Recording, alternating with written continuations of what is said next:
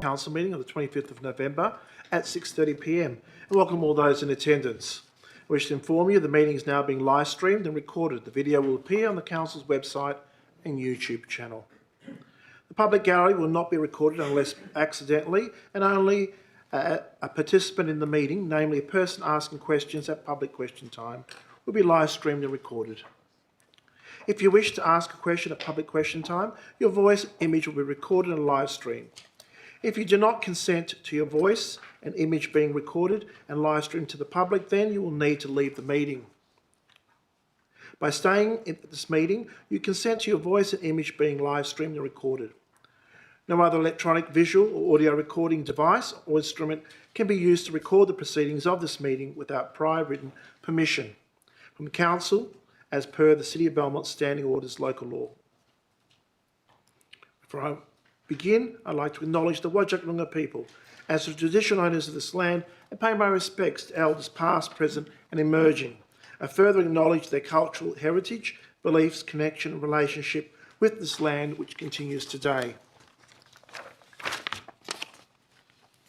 Councillor Sessions, would you please read aloud the affirmation of civic duty and responsibility on behalf of elected members present?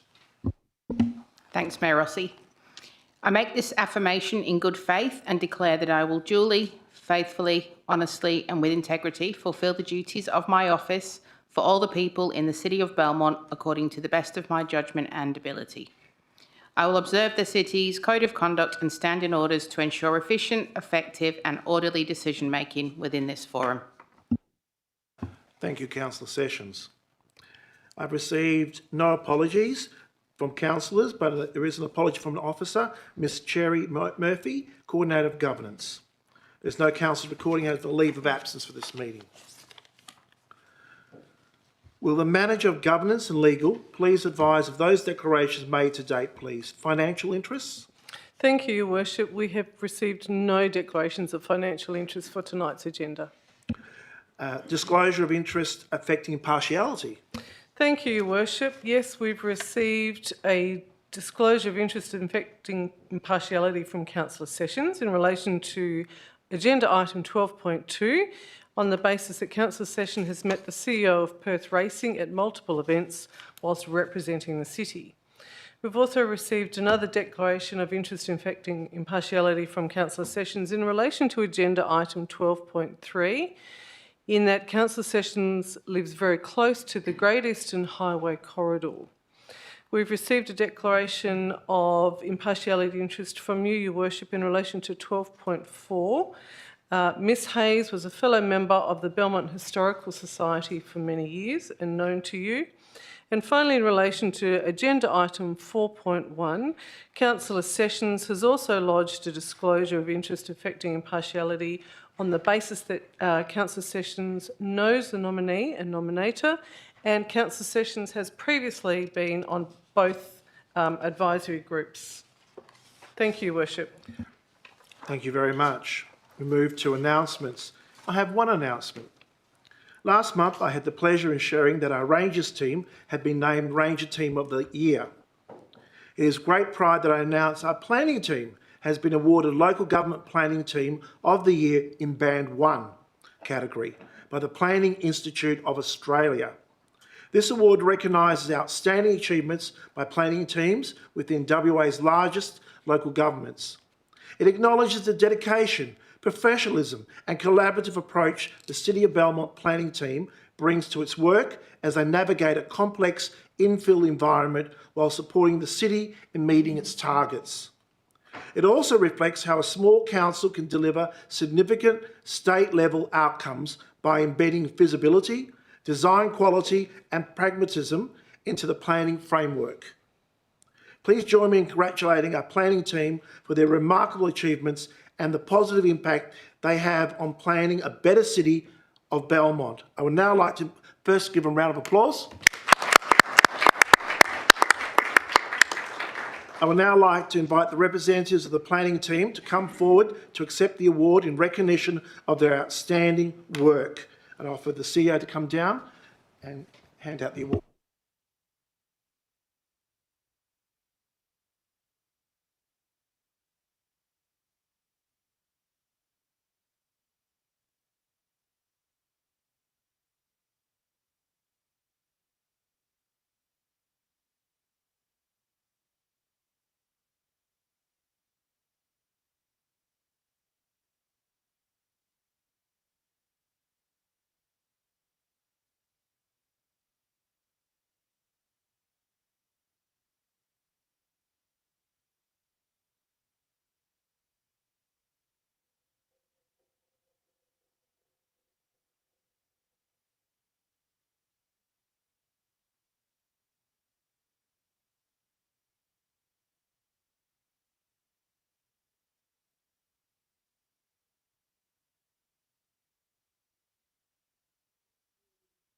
To draw attention to the disclaimer notice contained within the agenda document and advise members of the public that any decisions made at the meeting tonight can be revoked pursuant to the Local Government Act of 1995.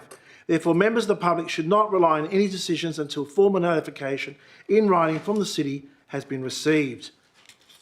4.3, declarations by members who have not given due consideration to all matters contained in the business papers presently before the meeting.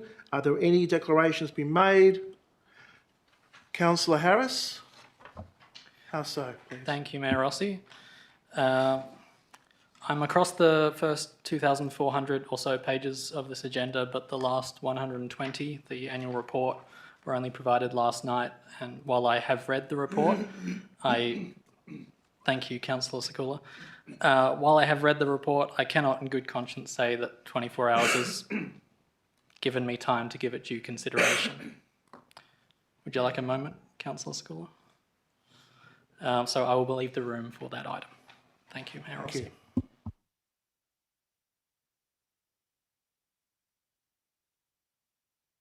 Move to public question time.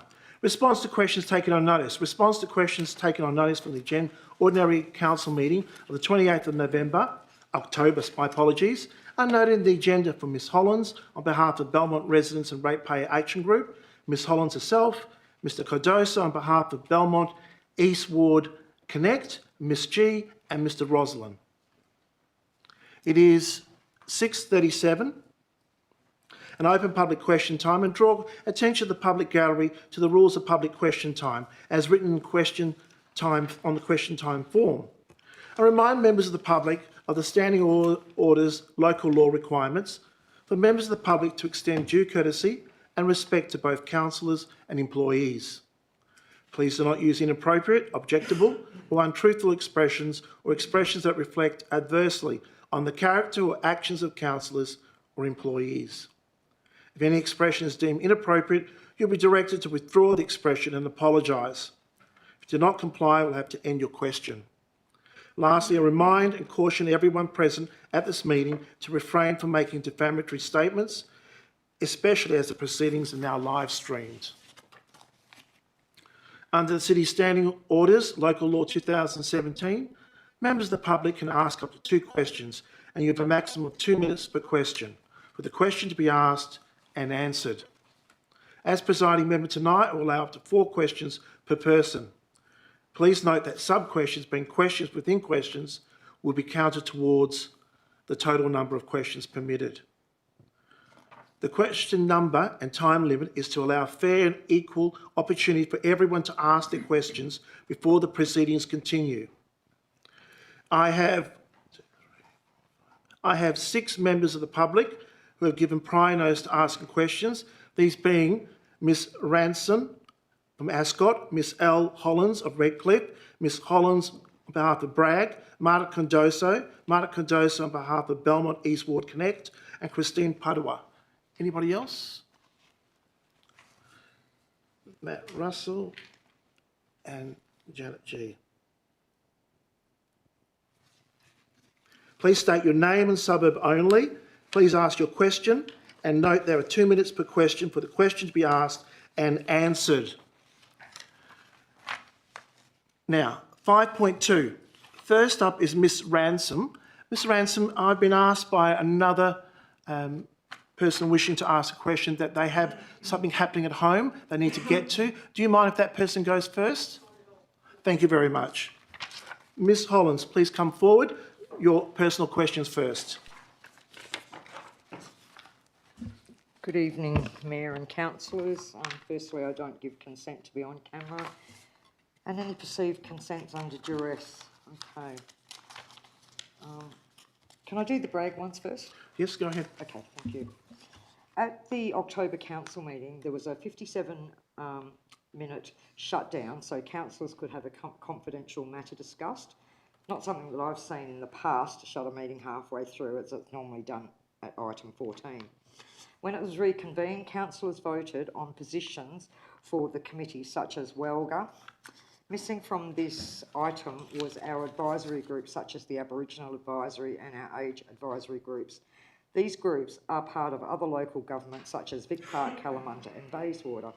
Also noted that the terms of reference of these groups was changed a couple of days prior to the meeting, and instead of having councillors on these groups, we will now have just the administration. It would be pointless to ask why the councillors no longer want to be on these things. So I'll just ask the following questions. My first one, what is the original date years ago all these reference groups were initiated and the dates of any subsequent changes to the terms of reference in these groups? And how do I get a copy of these minutes, please? Mr CEO. Thank you, Worship. Given the extent of the question, I'll need to take that on notice. Thank you. What date was the meeting to change the terms of reference of these committees most recently, as section 2.1 of the standing orders requires these committees, including terms of reference, to be decided by council, and why is there no minutes or special meeting called for this? Again, Your Worship, I don't have those dates. I'll need to take the question on notice. Thank you.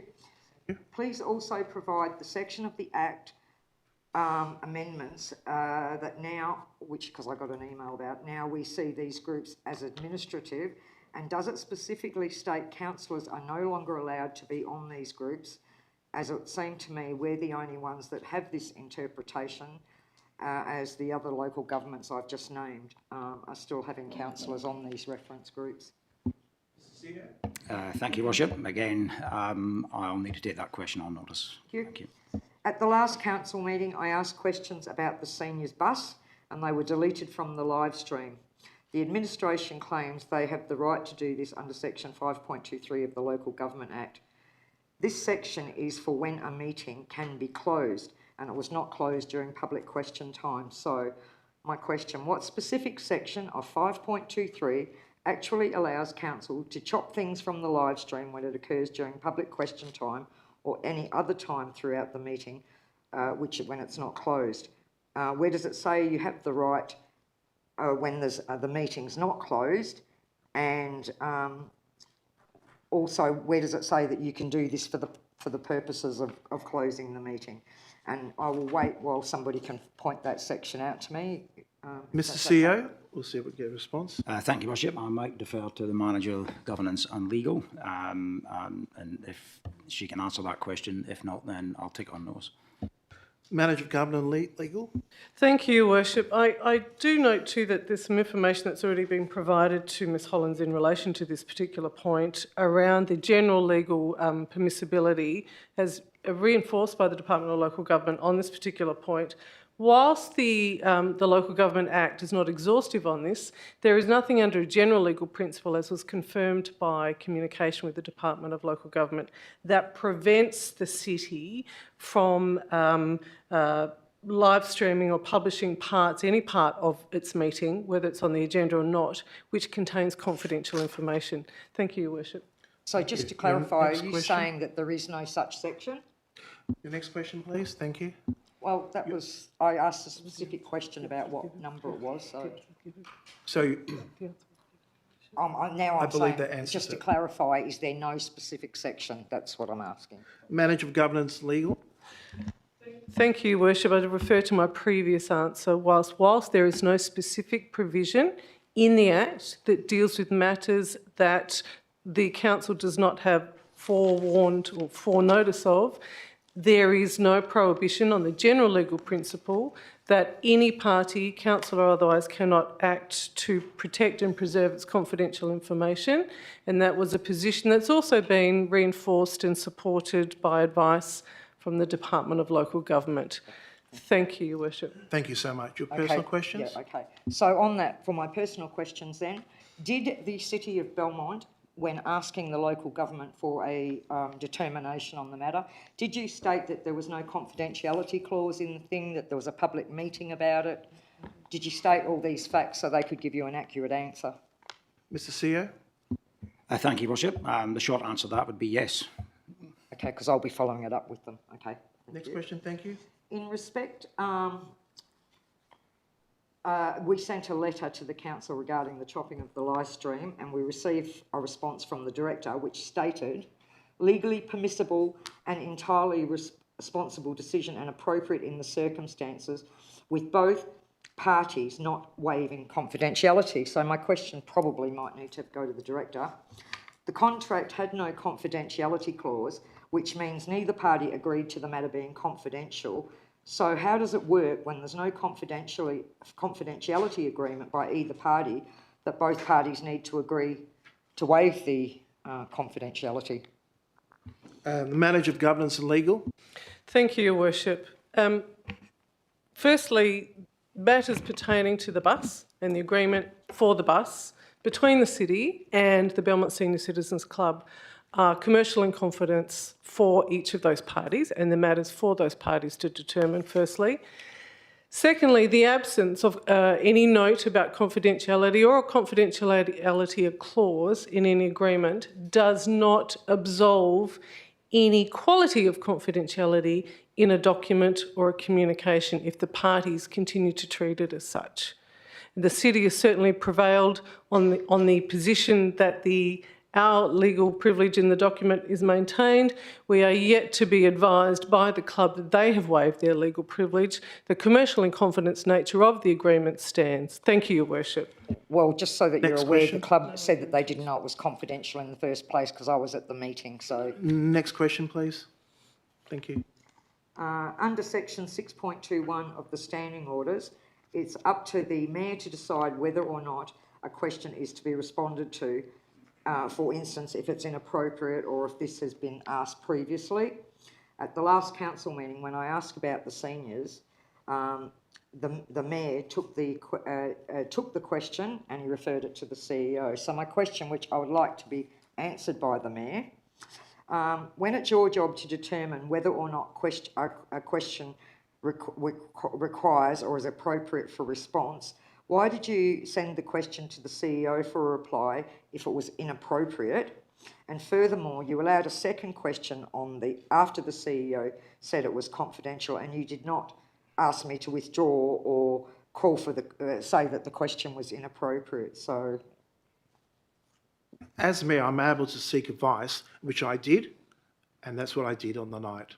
Thank you. Next just question. Didn't originally think that there was a problem. I was seeking advice from the CEO. Thank you. Okay. And I think this is my last one. Oh, okay. The live streaming policy requires that the CEO consults with the mayor regarding the removal of any of the live stream.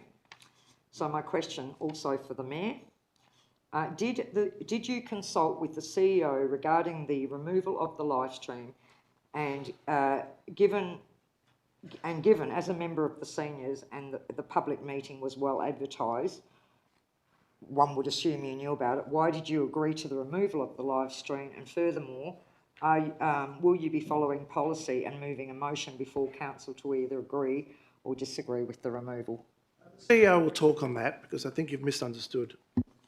Thank you, Worship. To clarify, that specific clause does not relate to anything and everything being excluded. It talks about inappropriate behaviour. There is a clause prior to that paragraph in the council policy that also states that confidential matters will not be recorded or live streamed or made available to the public. Thank you, Worship. Thank you very much. We go back to Ms. Ransom from Ascot. Thank you for your patience. Now, you've submitted your questions. I'm most appreciative. Yep. The CEO will read them out for you Yep. and then respond. Thank you. Would you like to ask the questions first and then the CEO will respond? Yep. Do you want me to do the preamble, or of what I was drawing my questions from? No, you can do your preamble. So my questions tonight relate to the March 2025 council meeting, agenda item 12.1, local planning strategy section 354, servicing, where it stated that the city existing local planning scheme includes a requirement for a residential development apart from a single house existing development to be connected to a reticulated sewerage system. And then there was a sentence about a further amendment being examined, which was, if no sewerage is available, development in excess of a single house is not permitted unless such development complies with the government's sewerage policy. And so then I can lead on to my questions. Question, please. Thank you. Has the development of 14 units at 56 to 58 Hay Road, Ascot, met government sewerage guidelines? Thank you, Worship. The development is required to meet government sewerage policy. A sewer connection point exists approximately 63 metres from the site, which is within the 91 metres required under the Health Act 1911 WA. Because of this, the development is not permitted to rely on any alternative septic system and must connect to the reticulated sewer network. This ensures sewerage and wastewater are managed in accordance with current health and safety standards. Thank you, Worship. Your second question, go ahead. Well, I think my further questions remain are not valid, seeing they have to connect to the sewerage. But it was my understanding that they had spoken to the council and they didn't have to connect to the reticulated sewerage. Right now, that's a separate question, is that? It's not here. CEO will try to answer that for you. Thank you. Yeah, your subsequent questions that you had provided, the response is similar. It's basically saying, refer to the response to question 1. Yep. So there is a requirement for them all to be connected to the sewerage system. Yes. Okay.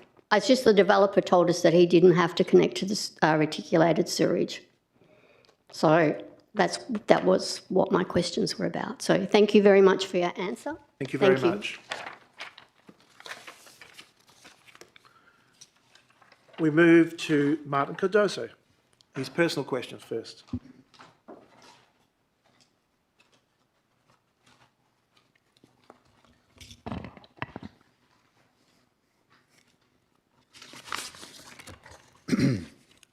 Martin Cardozo, Redcliffe.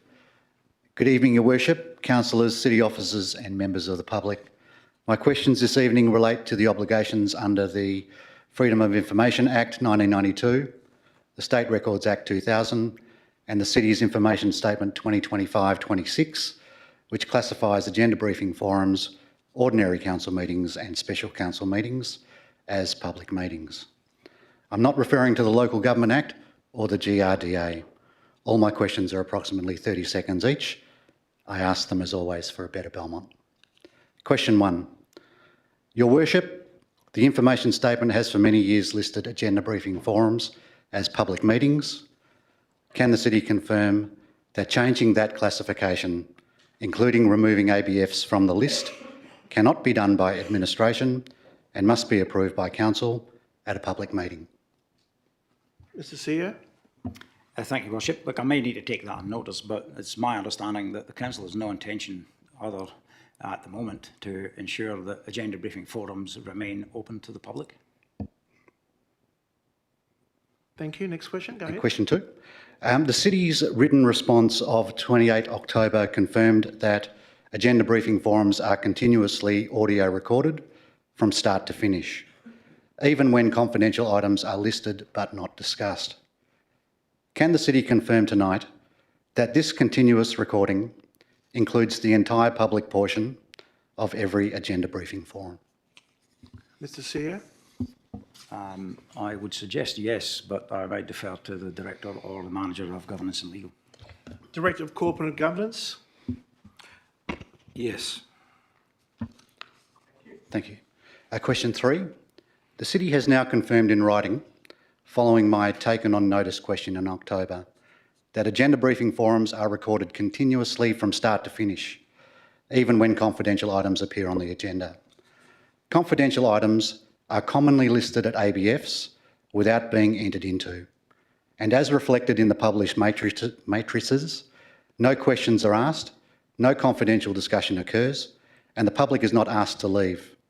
In these situations, the entire meeting remains fully open to the public.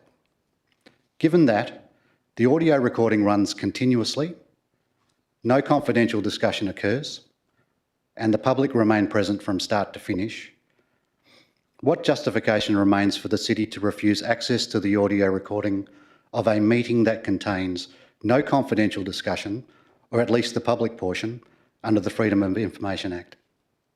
Mr. Seer? Thank you, Worship. I think we have responded to this on a number of occasions. The audio recording is for the verification of minutes only. Thank you, Worship. Go ahead, please. Next one. Thank you.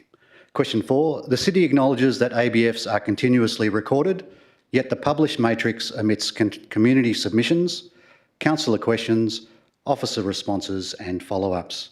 Given that the FOI Act and the State Records Act both require accurate and accessible records of public information, what is the justification for releasing only a brief summary when the City holds a complete and continuous audio recording of a public meeting?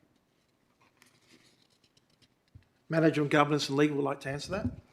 Thank you, Worship. I believe, Mr Cardoso, this information has been provided to you previously in relation to one of your FOI submissions, where we set out the exception that exists under the FOI Act for information that's already in the public domain.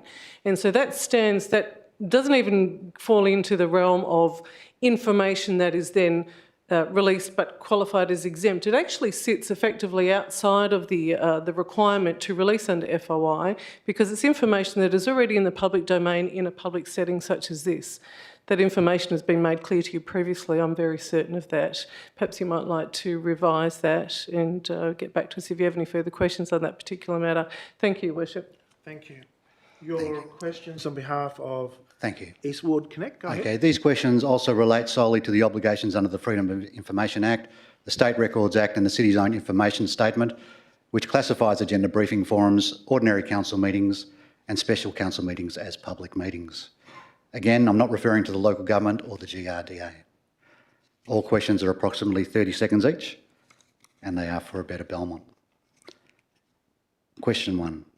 At the December 2024 ABF, my written request to speak was refused on the basis that I was not directly affected. I now understand that the ABF matrix forms the official minutes of the ABF and is formally received and noted by Council at the following OCM. While the matrix records the presiding member's refusal, it does not record any of the explanation I provided when asked how I was directly affected. Given that the matrix is adopted as the official public record of the meeting, how can an internal or external reviewer assess the fairness or reasonableness of the decision when the resident's rationale is not recorded anywhere in the minutes? The Manager of Governance and Legal will answer that. Thank you, Worship. If I might direct a question back to the questioner, who, Mr Cardoso, would be an external reviewer?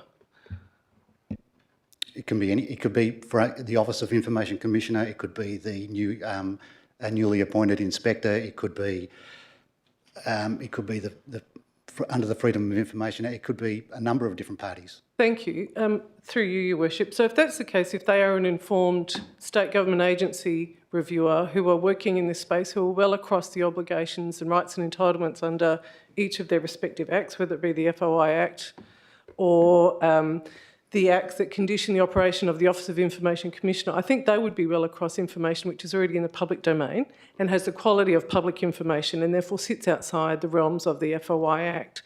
So I'm not sure I quite understand your question, Mr Cardoso. Thank you, Your Worship. It was pretty straightforward, but I'm happy to move on. Thank you. Next question. Okay. Question 2. The City has previously stated that it relies on the dictionary definition of directly affected. Yet the standing orders contain no definition and the matrix records only the presiding member's refusal, not the resident's explanation given when asked how they are directly affected.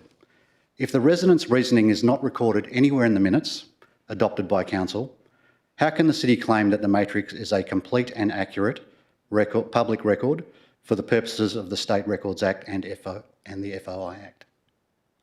Take that. Manager of Governance and Legal. Thank you, Worship. Mr Cardoso, it feels like we're sort of going over well-trodden ground again and again on these particular topics, but for what it's worth, I'll see what I can do to offer up some specific response to the question you've asked. Notwithstanding, I feel that we've addressed if you think it I'm answering the previously. same question, you should take the question on notice. But, Sorry, no, there's no argument. Officer speaking. Thank you. but can I just ask you to repeat the question, please? Because thank you. Because I'd like to be clear that I fully understand what you're asking. I'll ask the question. If the resident's reasoning is not recorded anywhere in the minutes adopted by Council, how can the City claim that the matrix is a complete or accurate public record for the purposes of the State Records Act and the FOI Act? Thank you.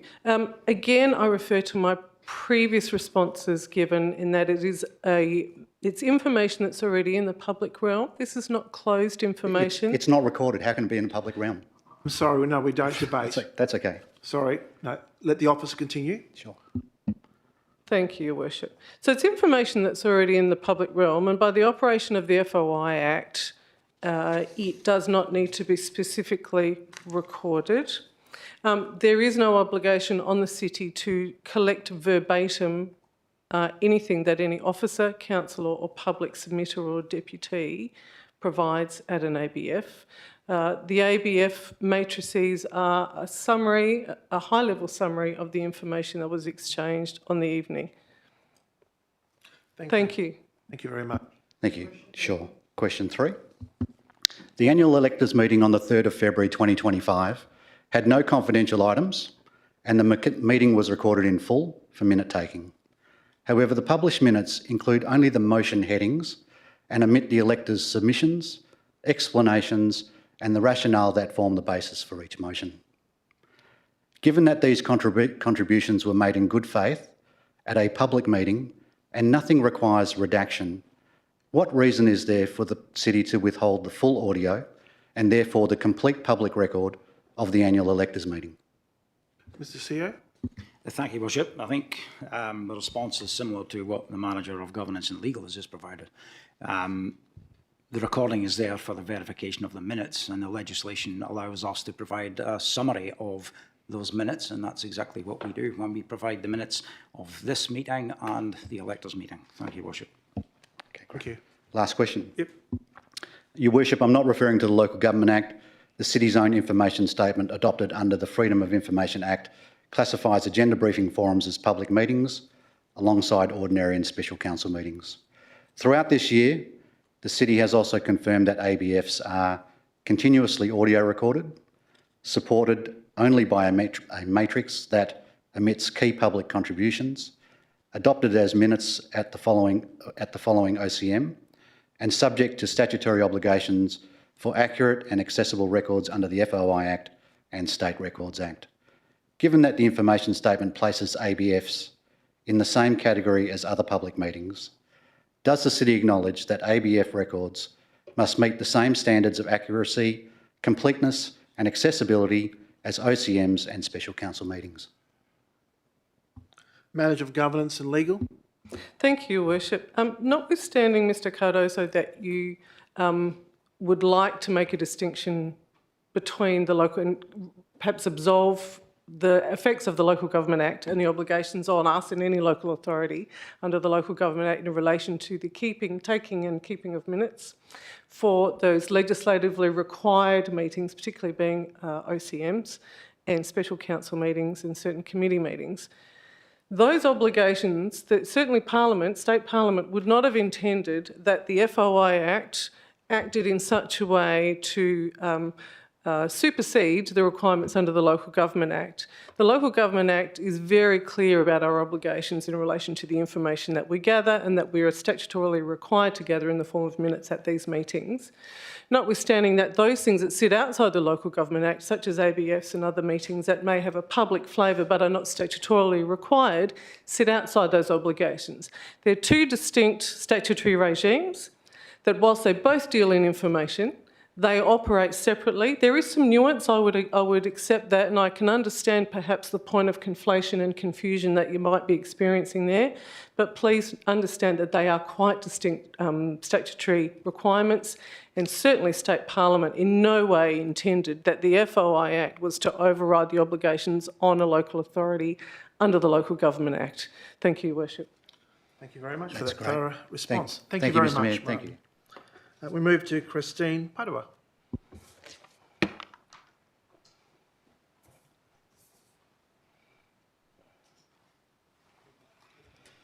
Christine Padua from Redcliffe.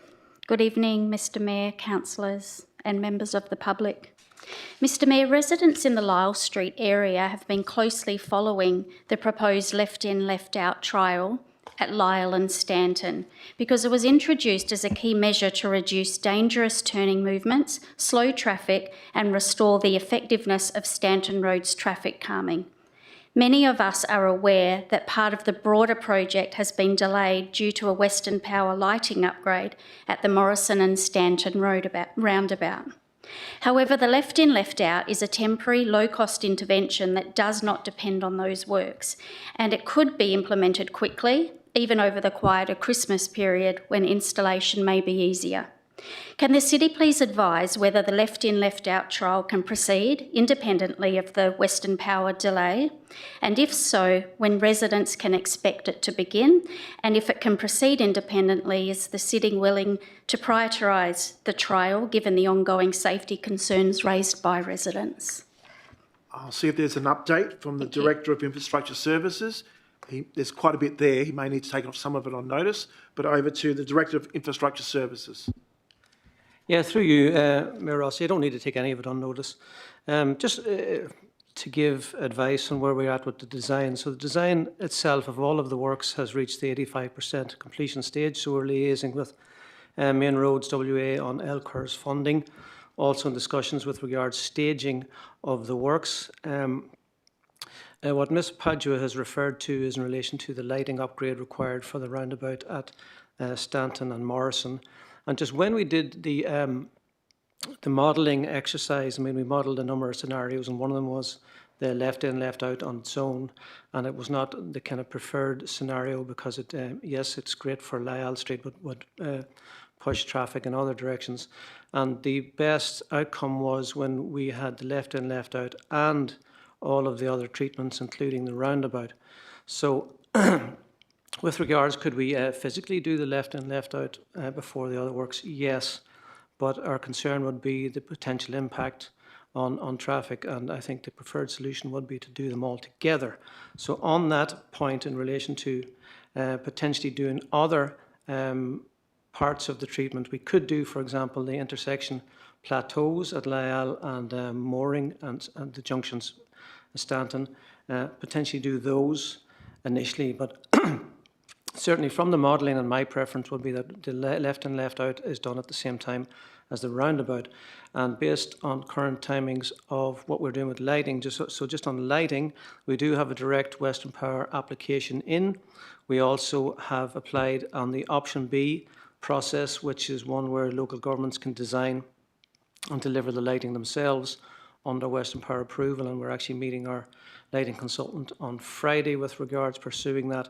We're also in discussions with suppliers on solar lighting. That could be, if there's delays on the other aspects of lighting, we could install as a temporary measure. So we are pursuing every avenue we can to speed this up. So I would anticipate, certainly in the next month or two, that we would have more information and we would provide more concrete timelines, and they will certainly be put up on our website. Thank you. Thank you. That's really appreciated, the detailed response. Thank you. So we are working on it, definitely. Thank you. Next question. Residents continue to experience high levels of speeding along Lyell Street, particularly during the peak hours, very early mornings and late evenings.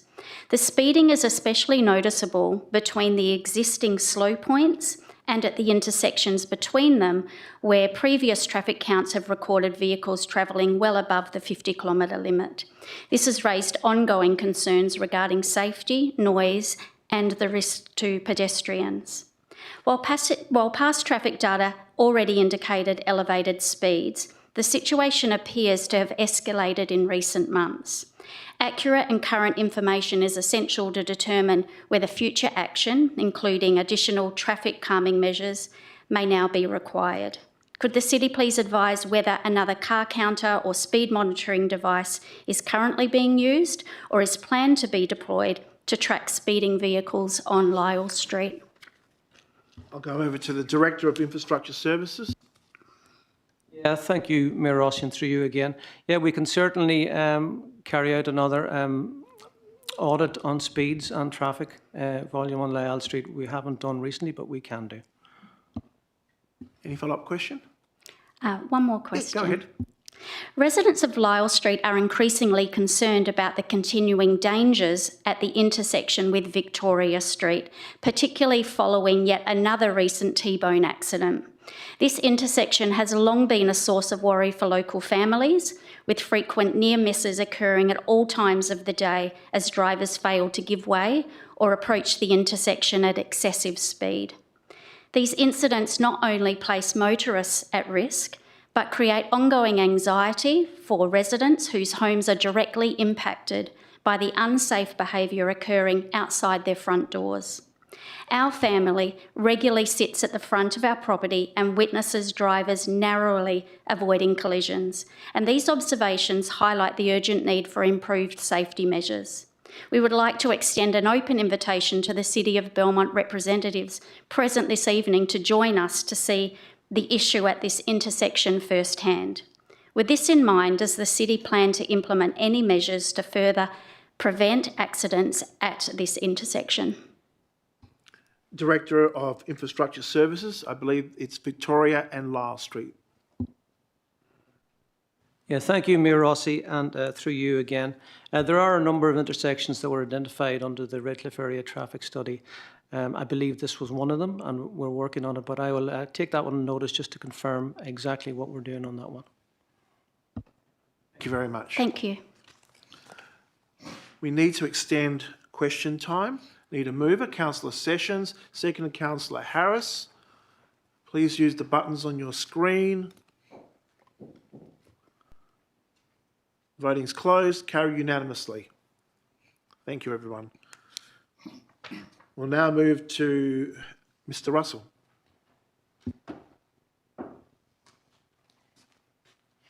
Hi, Matt Russell of Cloverdale. Good evening, Mr. Mayor, councillors and city staff and members of the public gallery. My first question, what money is currently in the dedicated reserve account for Lot 1314 Q Street, Hay property, created in 2007, and why were none of those funds used to stabilise or reuse the heritage dwelling in the years since? Mr. Sear. Thank you, Worship. I'll need to take that question on notice. Thank you. My second Next question. Yeah. When was the last time the annual report was not inserted as a late item to the OCM? Mr. Sear. Again, from memory, that would be difficult. I will take that question on notice, Your Worship. Next question. What legal basis is the city relying on to make the senior centres bus contract confidential, and how is it consistent with the spirit of upcoming reforms requiring public registers of contracts and community leases? I don't know how much we can say. It's confidential. Mr. Sear. Thank you, Worship, and I'm happy to pass across to the manager of governance and legal, but the discussions were commercial in confidence, and at the time these questions were raised, the agreement hadn't been signed. And in accordance with the legislation, we believe that is a confidential matter between the city and the Senior Cits Club. Thank you, Worship. Thank you. My fourth question. Yep, go ahead. Precisely what commercial harm would occur if a community bus use agreement between the city and a volunteer-run seniors organisation were to be released? Mr. Sear. Thank you, Worship. As I said, the matter is confidential and commercial in confidence in a discussion between two parties, and that's the rationale behind the confidentiality. But I'm not sure whether the manager of governance and legal would like to add anything further from a legal perspective. Manager, governance and legal, sorry. Thank you, Your Worship. I have nothing further to what the CEO has said. Thank you. Thank you very much. Thank you. Move on to a final person, Ms. G. Evening, Janet G, Cloverdale, councillors, the Mayor and people in the gallery.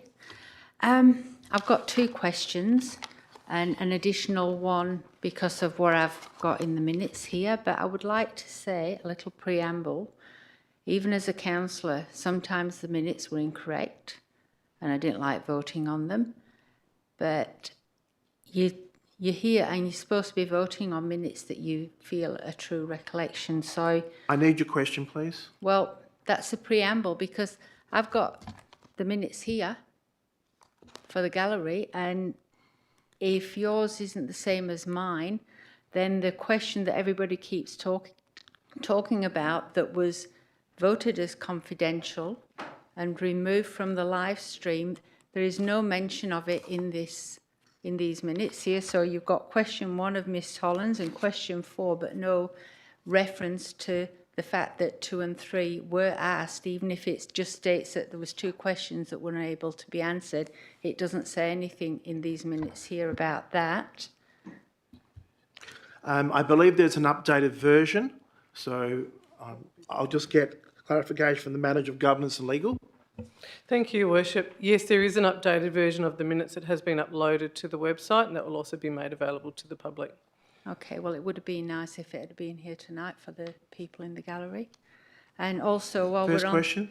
Yeah, while we're on that, and it's the same issue about these being incorrect, it says in providing answers to myself that it was provided with a response on the 13th of November. Well, I don't know where you posted it to, because as of tonight, I have not received a written response to this. In the minutes it's here, but the written response was never sent to me. I never received it. We'll have to follow that up. Mr. CEO? Are you able to- Yes, I'm happy to follow that up. Thank you. Next Okay. question. Right, well, following on from my question, I would like to expand the question, that the answers that are in here, and can I have the last 5 years on both these questions to see how they've altered, because the costs seem to have gone down, and it would be nice to see if that has been generally coming down over the last 5 years, or whether for some reason we are going really, really proactive on what we're spending in meals and the electors members council lounge. Mr. Please. CEO? Thank you, Worship. I guess I'll take that on notice. If you want 5 years of the costs associated with that, that's something I need to take on notice. Yeah, thank you. Now then, 2 quick questions. On what date did the city remove the part of live streaming that we've all been talking about tonight? Sorry? On what date did the city remove that part of the live stream? Mr. CEO? I may defer to the manager of legal and governance, but I would assume that would have happened basically following the council meeting and perhaps the following day. Manager of governance and legal? Thank you, Your Worship. Yes, I can confirm the CEO's response. It happened the day following the meeting. Thank you, Your Worship. And your last question, thank you. Yeah. Knowing the groups and that councillors used to sit on, which were very informative and very good for the councillors and for the residents, what's the purpose of the advisory groups? Is it to assist the council? The reasoning of using the words assist the council is because the wording in the Act is to assist council. But what are the councillors actually going to get out of an advisory group that they don't sit on? Okay, the CEO, I believe we do get the minutes on the portal, but over to the CEO. Yeah, thank you, Your Worship. The advisory groups still meet, and contrary to what was stated earlier this evening, it's not just officers that sit on these meetings. There are members of the public. We have advertised for members of those groups, and we've been somewhat overwhelmed with the response. And as you state, elected members are kept up to date via the minutes from those meetings, and they're posted on the elected member portal. Thank you, Your Worship. Thank you very much. Are the councillors allowed to attend those meetings should they wish to? This is your 5th question, Mr. CEO. Thank you, Worship. The reality is the advisory group meetings are administrative in nature, and the officers and the members are now the attendees in accordance with the terms of reference. Thank you, Your Worship. Thank you very much. We now close public question time at 7:19 p.m. 6.1.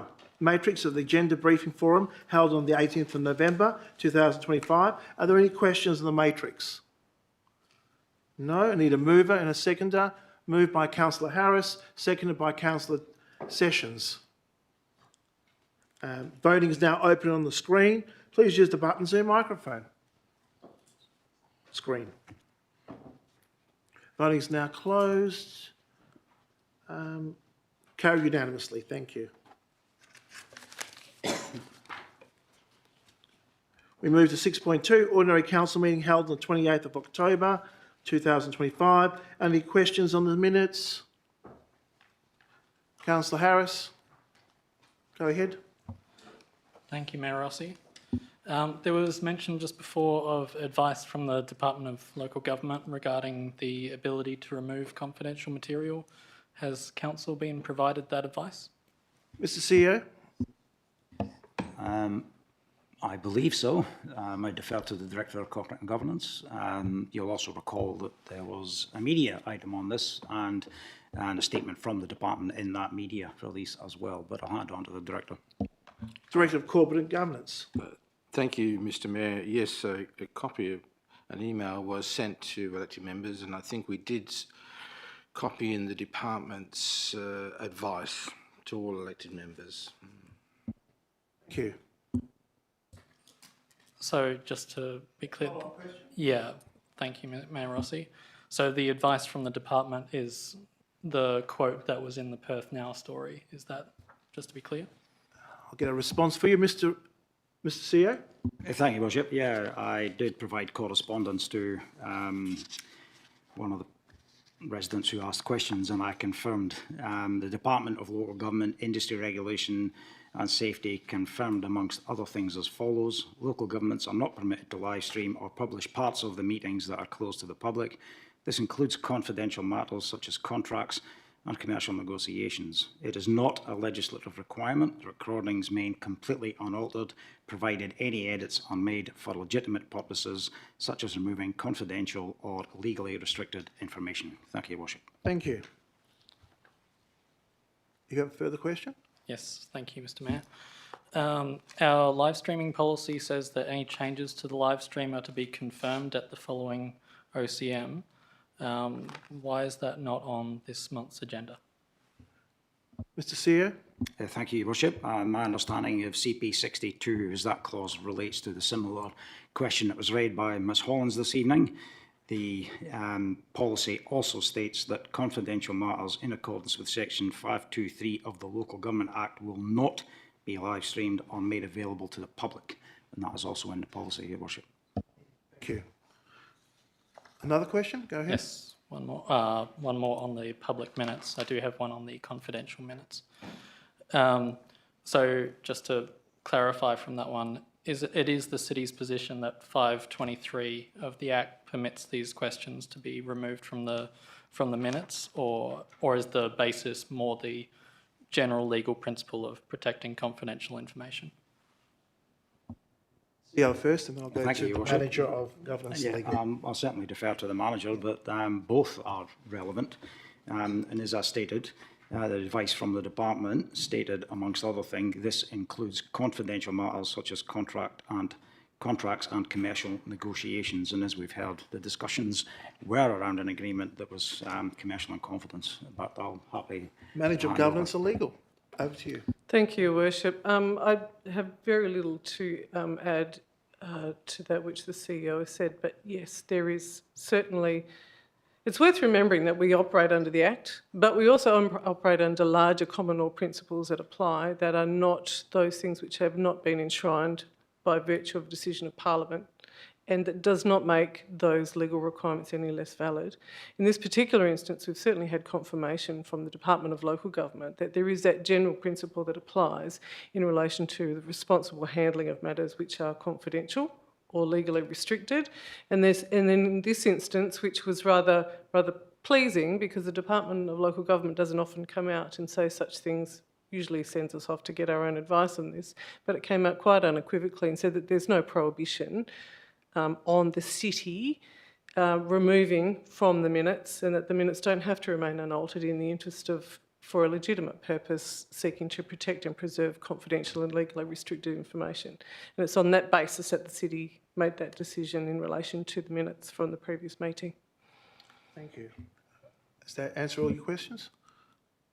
One final one on the public minutes. Were those comments from the department made to us or to Perth Now and then reported?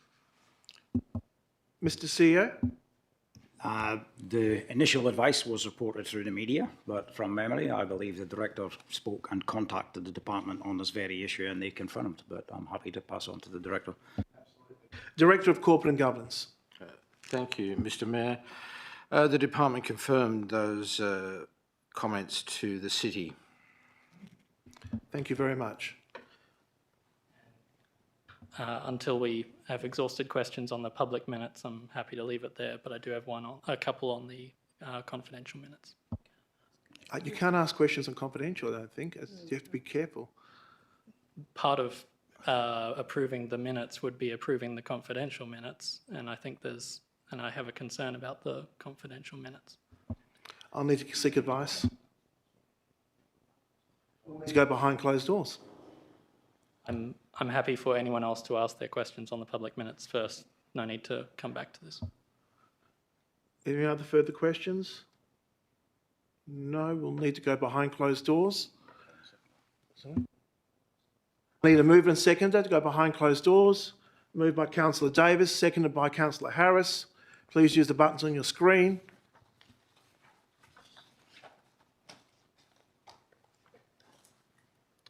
Councillor Sessions, thank you. Carried unanimously. If the room could... People, thank you very much. We'll need to stop the live streaming, please.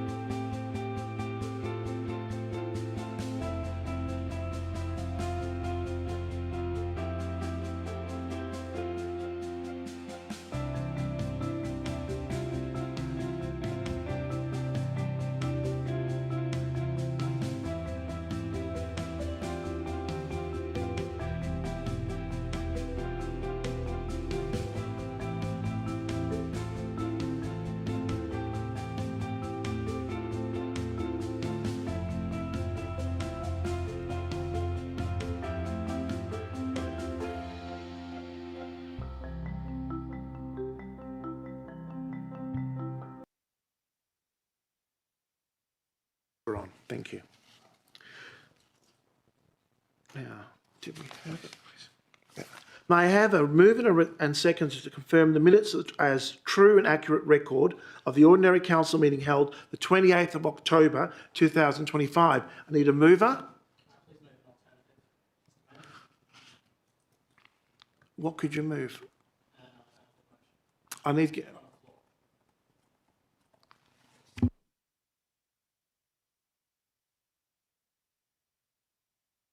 Okay, what's your alternative motion, just out of interest? Yep. My alternative motion is to defer the confirmation of the October Ordinary Council meeting minutes to the December meeting and instruct the Chief Executive Officer to restore the live stream of the October Ordinary Council meeting, including questions and answers from Ms Hollins. I'll just seek advice.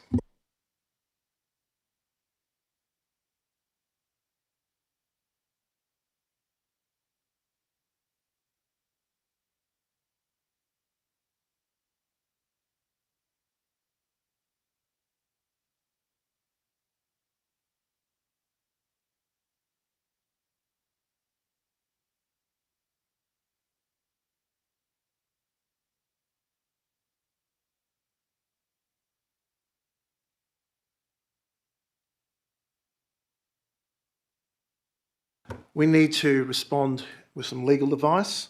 Is that correct? We need to close the chamber again. I do apologise. So I need a mover and a seconder to go behind closed doors. Councillor Sekula, seconded by Councillor Davis. Please use the buttons on your screen.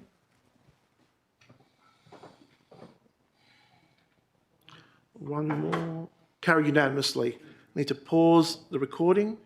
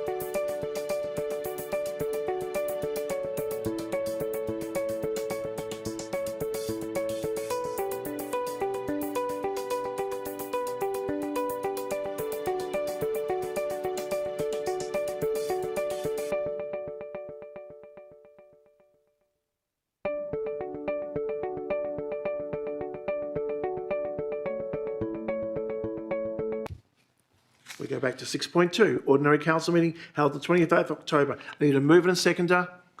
Moved by Councillor Sakula, seconded by Councillor Marx. Please use the voting. Now open, use the buttons on your microphone screen.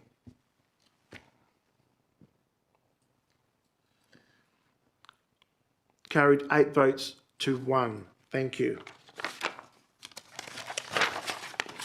We move to questions by members on which due notice has been given. Without discussion, there are none. Response to questions taken on notice, there are none. Questions by members without notice, are there any questions? Councillor Sessions. Thanks, Mayor Rossi. Do we have an update on when the state government might be introducing the standardised meeting procedures? Because I believe the last update we had was, sorry, the last ETA was October 25. I believe something was said at the East Zone. I'll get clarification from the CEO. Thank you, Worship. Yes, there was a presentation from the Department of Local Government at the zone meeting last Thursday. I asked that very specific question myself, and the response I got was it will probably be the middle of next year before they have any draft standardised meeting procedures to circulate for comment. Thank you, Worship. No further questions. We'll move on.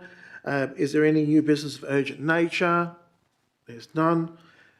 Business adjourned from the previous meeting? There is none. Reports of committees? There is none. We move to reports of administration. 12.1, Councillor Sessions. 12.2, Amendment number 24 to Local Planning Scheme number 15. Councillor Sakula. Sorry, Your Worship, I need to make a declaration of interest for 12.2. 12.2. If you could fill it in now while yes. we're doing it. Yes. Yep. So, Is anyone pulling out 12.2? Then I will pull it out. Thank you. 12.3, Great Eastern Highway Urban Corridor, myself, or but Councillor Sessions, you can. I can do it, but you can move it. 12.4, demolition of the single dwelling at Q Street, Cloverdale, Councillor Sessions. Accounts for payments for October. Monthly financial report for October. The annual report for 2024-2025. No.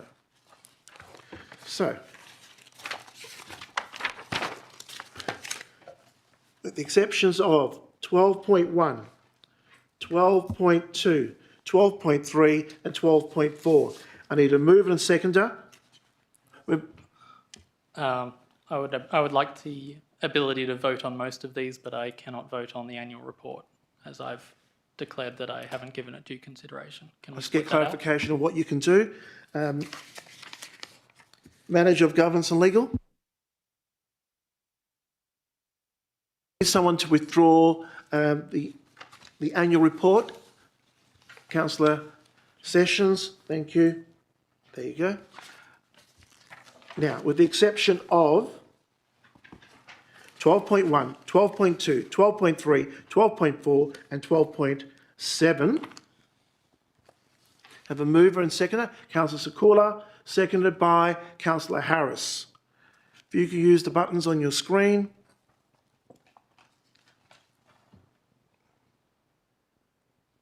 Are we missing 2 votes?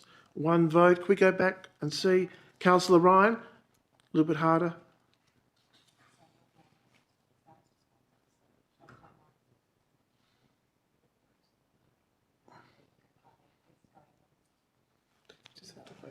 We'll need to vote again. They've just cleared the screen. Everyone can try again.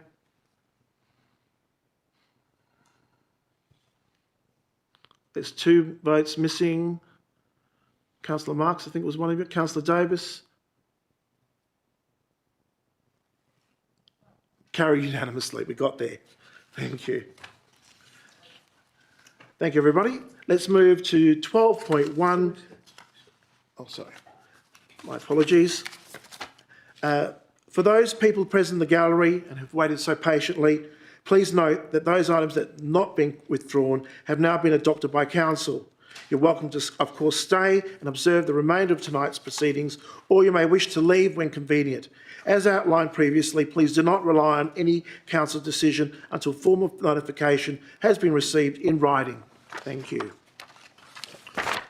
We move to 12.1. Before we do that, Councillor Sakula, have you got your declaration? You'd like to bring it up? But might as well just bring it up now if you've got it. Yep. Oh. Okay. You'll need to state it verbally apparently now. Yeah, you didn't hand up in time.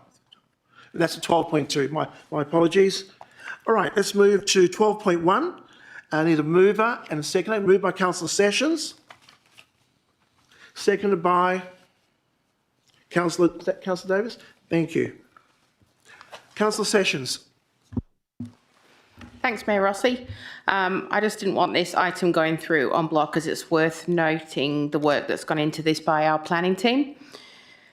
The 90-day cumulative exemption has been particularly difficult for local governments to manage, as has the statewide exemption for hosted accommodation. The state government have created work for local governments by introducing these, and I just wanted to acknowledge our planning team for their handling of this and give my appreciation for the time they've spent on it, striving to produce the best for our community within difficult regulations. Councillor Davis. Speak on it? No? Then I'll speak on it, please. Thank you. Well, I will support this item tonight, and I do believe it's a step in the right direction.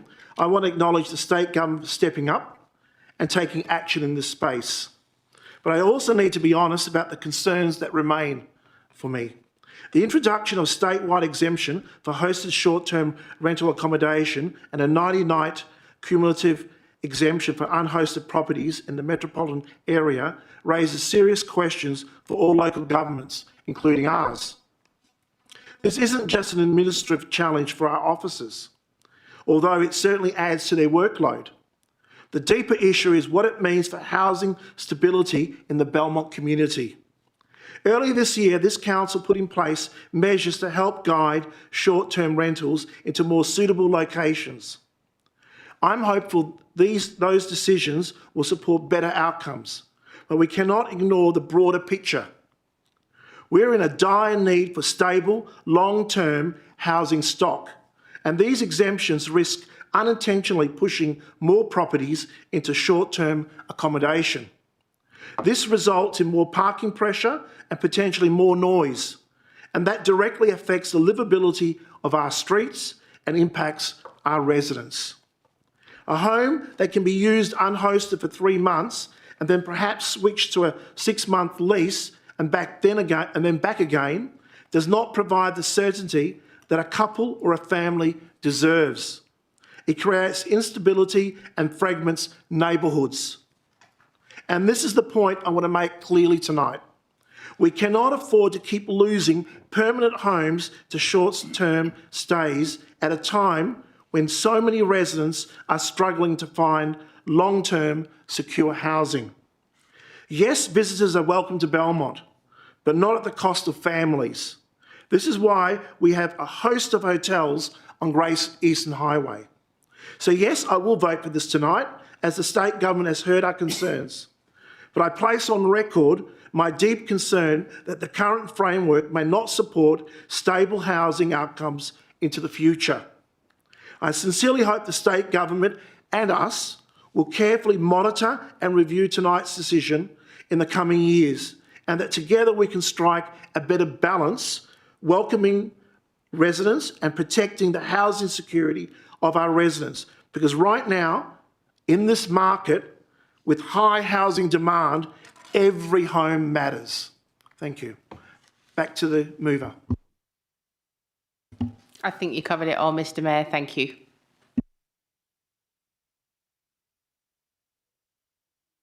On your microphone screen, thank you.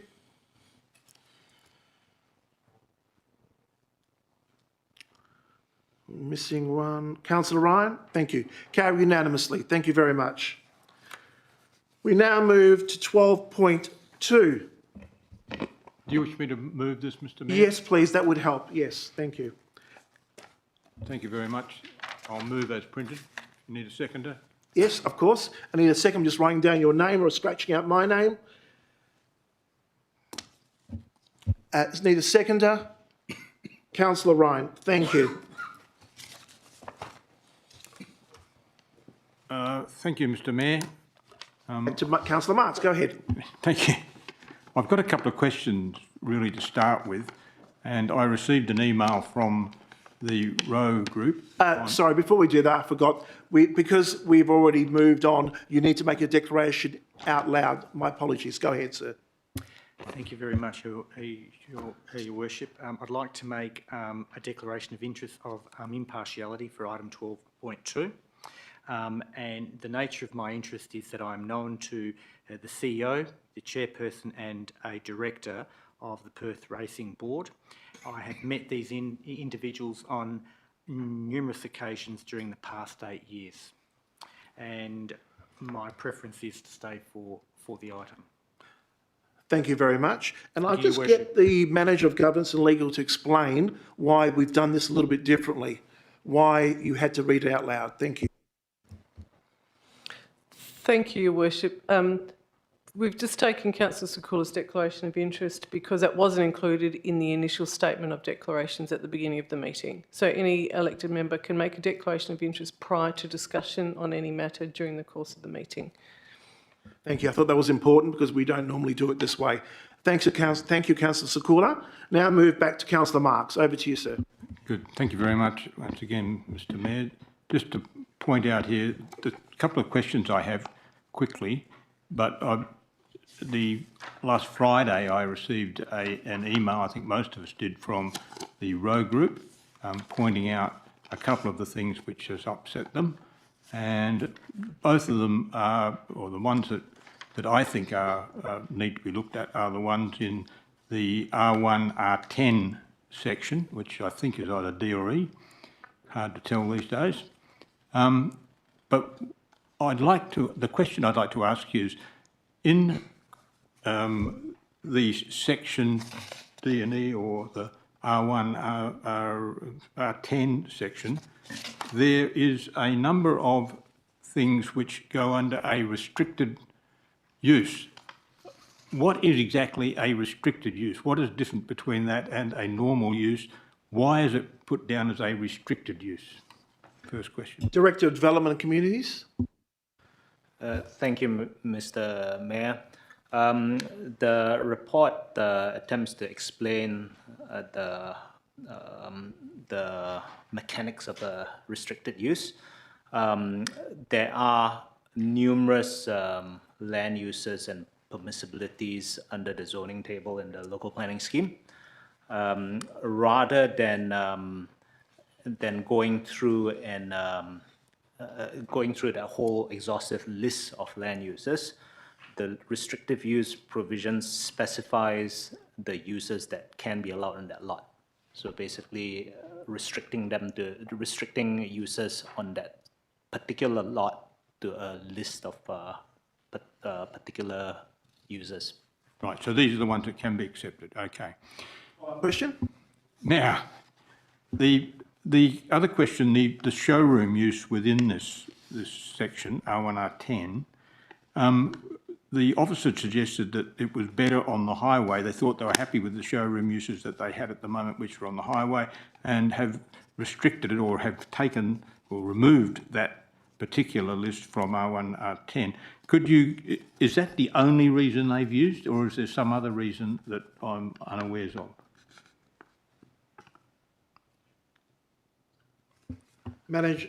Director of Development Communities. Through you, Mr. Mayor, can I please ask Councillor Marks to repeat the question? Marks, can you repeat that, please? The showroom use that it appears to have been removed, and the reason given in the body of the work was that there is showrooms on the highway, and they thought that was a better position for the showroom use. But is that the only reason they've used, or is there some other reason that they don't want to put showroom into where R1, R10? Director, please go ahead. Thank you. Through you, Mr. Mayor. Page 1117 of the agenda, which is the attachment of the previous minutes of the council meeting on the 15th of April 2025, explains the rationale for why showrooms are inappropriate in that location, and it refers to the principles under SPP 4.2 for local centres, and it talks about pedestrian-oriented streetscapes and all that. So the reason why officers have recommended that showrooms is not desired in that location is because of the nature of showrooms being a car-dominant use, where you don't generally, it's not a local centre type use.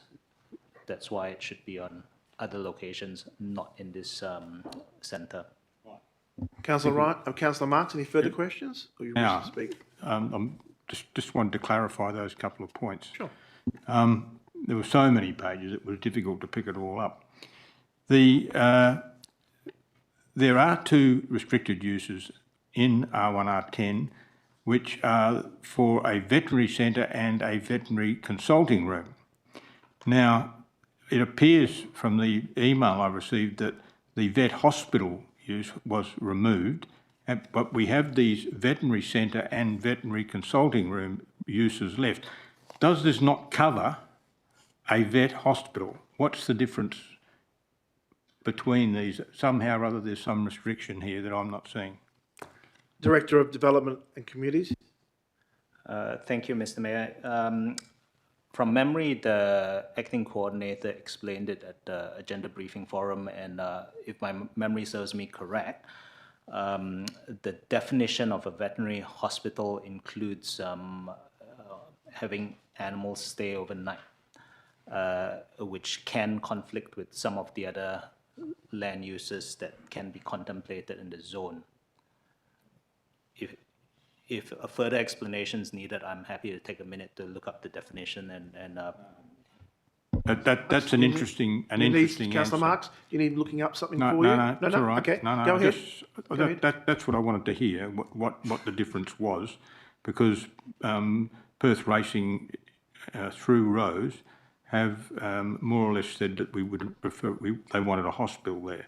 You know, this is an area where it is around animals, and the veterinary centres are of importance and fit in well with the rest of the area. Whether staying overnight, where you have animals everywhere staying overnight, and saying that it's not acceptable, I'm not too certain, but I've got to think about that. All right, I did have, there are a couple of other things here that need to be spoken about. One is the rezoning of 2 Carbine Street. I was of the opinion last week after the briefing session that we needed to remove that and not have the rezoning of 2. However, I have left it there and will be voting for it to see what happens at public consultation, which could be able to give us some direction as to what should happen with that. The reason that it's of importance, in my opinion, is that every residential and stable block is of importance, and to keep them all in together is the main thing. Once you start splitting them up, you've got a problem. People then start deciding that they can all split their blocks up and there is no racing area. But that's my opinion. There are other people with different opinions. I'd also like to talk about, point out to all of us, and we'll have to at some stage tackle this, that traffic is going to be a major problem that this is going to bring on, this mixed-use area that they're talking about putting in. If they move away from veterinary and consulting rooms and general type uses that are fit in well with the horses that are there, then we come to the problem of traffic coming, and you know, when you read hotel, motel, health studios, and all of these sorts of issues where there is a lot of traffic involved, you know, the obvious use is for them to use Carbine Street, which would throw the whole area open, and anything could happen in the rest of the area. I would say basically the road system, which we've protected for at least 25 years since I've been here. We've been protecting it so that the industry can continue. We have really got some massive problems. So all of these uses here put in, it absolutely reeks of problems for the area and possibly the end of the area, I would think, just looking at it. So I will vote for this tonight and send it to public consultation, and I am interested to see what the public consultation says, and may then not look more deeply at it before we actually make the final vote. So thank you. To the seconder, Councillor Wright, here's your chance to speak on it. I don't have to ask the question, I can speak on it, correct? No, this is your chance to speak on it. Okay. As much as you wish. Right. Zoning for number 2, lot 23, number 2, Carbine Street, is stable residential, R10. It's the bottom one in Carbine Street. Every other block and in Carbine Street is that zoning. That zoning should remain, and it should not be amalgamated into the block behind, which is owned by the Perth Racing. And the reason being is it's got 2 adjoining properties, one at the back and one at the side. And under the rules of the present rules, there's a setback of 15 metres from both places. So if they retain that block, whatever they put there, it's got to be 15 metres from the back and 15 metres from the side. What are they going to build? There's 3 huge trees there that are probably worth 20, 30,000 we even pull out. They're 100-year-old trees, and it's got to be also upgraded, the block. So there's no point really in the Perth Racing taking that on. They'd be better off selling it to somebody that wants to live in the area. There's also been several complaints which you would have received about people in the street. There's 8 children in the street. They're complaining about speeding in Carbine Street. People are using it as a rat run. They're turning left into it, racing up Madison Road. They're not obeying the 40 kilometres, and heading up straight up Epsom Avenue to get the lights. And it's very, very bad. So as far as I'm concerned, and Mr Marks has already mentioned it, it can be a complete health hazard. So I won't be voting for it to be changed at all, and I'll be speaking to Perth Racing about it through the chairperson and a couple of others that I would be suggesting to them they should sell it to someone who's going to use it for the use it's there for. Thank you. Thank you. Anybody wishes to speak for or against? Nobody? No? Then I'll speak before I go to the mover. There are some well thought out aspects of this plan. The proposed aged care facility, which won't impact Ascot waters, and assuming it has no environmental impact, will be welcomed by Perth's ageing population. However, I remain concerned about what could potentially be allowed in Precinct B of the draft structure plan shown as Precinct A on the scheme map. I'm particularly worried about the impact on the surrounding residential area of Ascot Waters, as I did when it first came before us in this chamber. Presently, we have a forward-thinking board and executive at Perth Racing, and I have faith in the future what is being proposed and what can work there. But we must protect the character and natural setting of Precinct B and ensure there is a natural buffer between this entertainment venue and our residential neighbours. We cannot predict what the future board or council of the day in 10, 15, 20 years' time will do or allow. They may see an opportunity to build out Precinct B of the draft structure plan. I don't know. We cannot risk allowing historical buildings, the magnificent surrounding trees, or the potential for a hotel to be built so close to residential areas. Yes, residents bought knowing horse racing occurs nearby, an activity that stops at a reasonable hour on race day. But hotels operate 24 hours a day. We must safeguard the amenity and lifestyle of our community now and for the future, so I won't be supporting this. I'll move back to the mover, Councillor Marks. Nothing more to add, Mr Mayor. Now go to a vote using the buttons on your screen.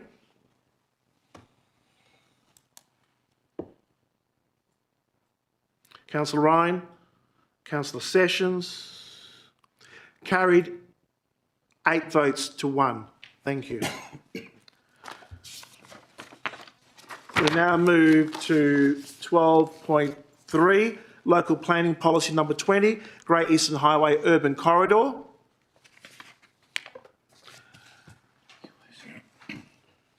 I would like to advise, in accordance with section 5.232B of the Local Government Act of 1985, Council will need to go behind closed doors if there are any questions on the confidential attachment for item 12.3, Local Planning Policy Number 20, Great Eastern Highway Urban Corridor.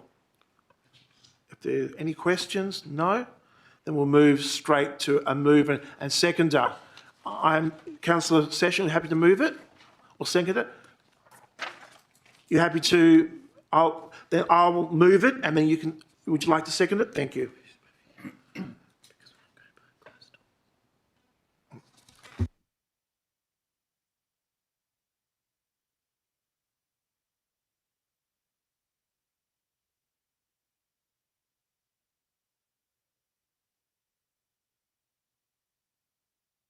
I'm moving it. Councillor Sessions, you said you'll second it.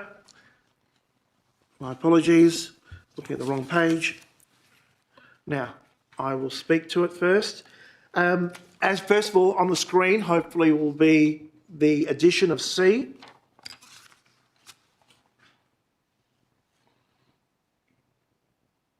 I'll just read that out for you. Conduct traffic studies to investigate appropriate controls such as cul-de-sacs for streets adjoining Great Eastern Highway and allocate the required funds and resources for these traffic studies to be conducted at the appropriate time. We have worked, now I'll speak to this, we have worked on this over many, many years, amendment, but the reality is there is still some concerns, and I want to make sure that we cover all our bases. We've worked hard year after year to meet the expectations of successive state governments. No one can say the City of Belmont stands in the way of development. In fact, we've often been a step ahead. But a city without families, without neighbourhoods where children can ride their bikes and people know their neighbours is not a city with future. It's cold and unwelcoming. And I will not support decisions that undermine that foundation. So I'm deeply concerned of what potential could come from this in the long term. I don't believe it will happen in my time, but I'm worried about what will come in the future. And I want to make sure that all of us leave with a strong foundation for future councils, for future communities in Belmont. And we can do it well. Amendment number 23 and the modifications to LPP 19 that we applied when we mentioned, which was mentioned in item 12.1, shows how officers developed outcomes that protect our residential stock. I also last week mentioned Norwood Road as an example.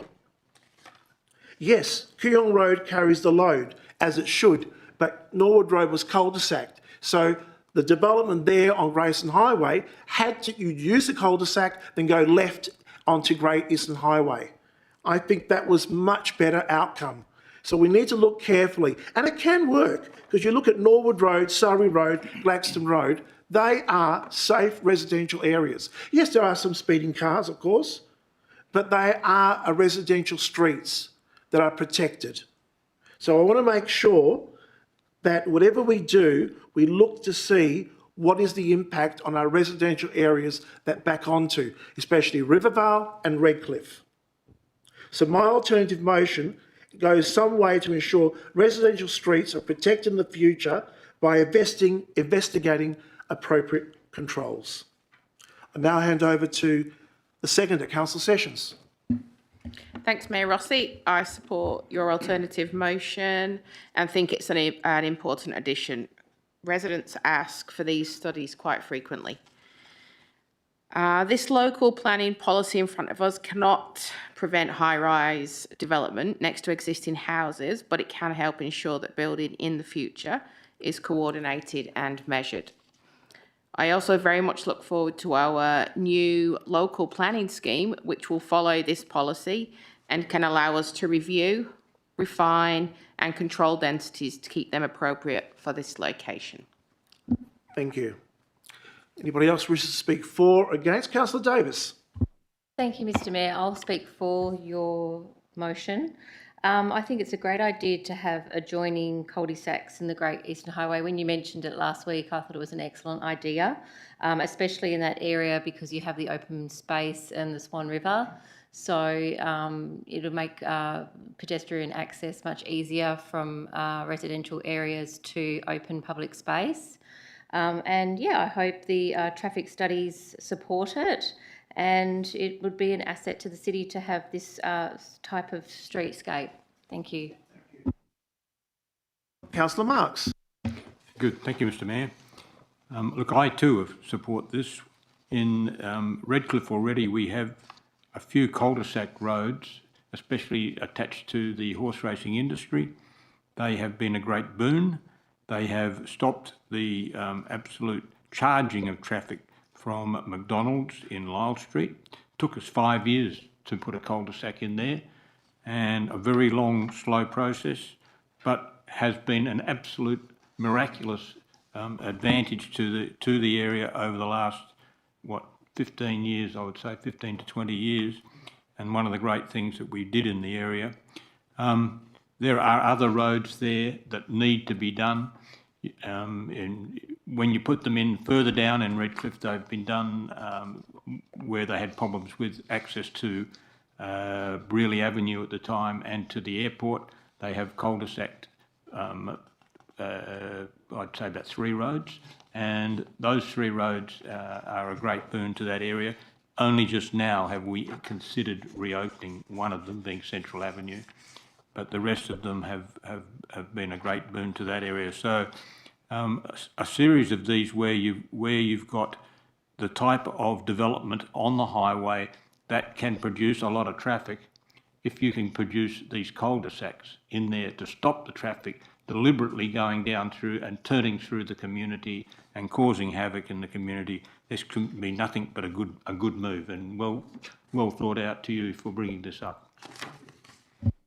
Wishes to speak for or against? Councillor Ryan. Yeah, I'd like to support Councillor Marx's remarks regarding cul-de-sacs. He and I actually got Lyle Street cul-de-sac some years ago, and when we first talked to the general public about it, they weren't really in favour of it. But what was happening was people were going to McDonald's, tearing down Lyle Street down to the Esplanade. They were hitting up with drugs, leaving needles behind, and it was a complete schmozzle. And everyone in the street was terrified. So when we eventually cul-de-saced it, we did the right thing, and people have never stopped thanking us for doing it. We stopped all that. We stopped all the drug runners that were going down to the river, and we stopped all the lunatics from driving down there at 100 mile an hour. So that's been a complete success, and everybody in Lyle Street, from there right down to the river, have been forever thankful. So I think that type of thing is what's needed in the area particularly to keep the racing area and the horses safe, because there's horses walking around down there, and a lot of people, they ignore the 40 kilometres. They don't take any notice of it. They tear down Epsom Avenue. They go through good give way signs because they're on the way to the Ascot Inn, and something should really be done about that as well. Thank you. Anybody else wishes to speak for or against? I'll move back to the mover, which is me. Just simply to say, high-rise has an important place in our planning. We all know that, but it must be delivered in a way that reflects the expectations of residents and service the needs of our growing community. We can support growth without sacrificing the very things that make our community livable. Thank you. Please use the buttons on your screen to vote.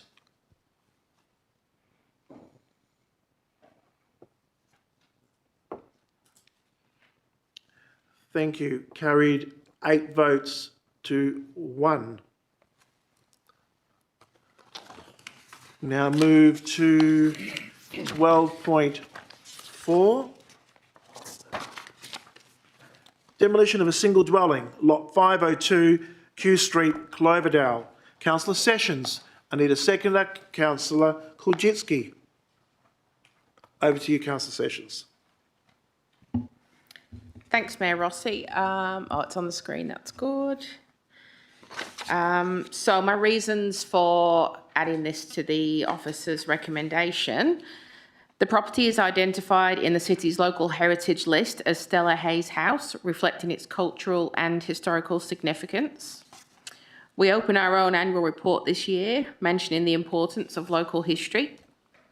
Stella Hay made a substantial contribution to Belmont's community life, particularly in the arts, and her legacy is an important part of the city's identity. Naming the location in recognition of this heritage ensures that the history is respected, protected and celebrated in line with Goal 1 of our strategic community plan, Livable Belmont.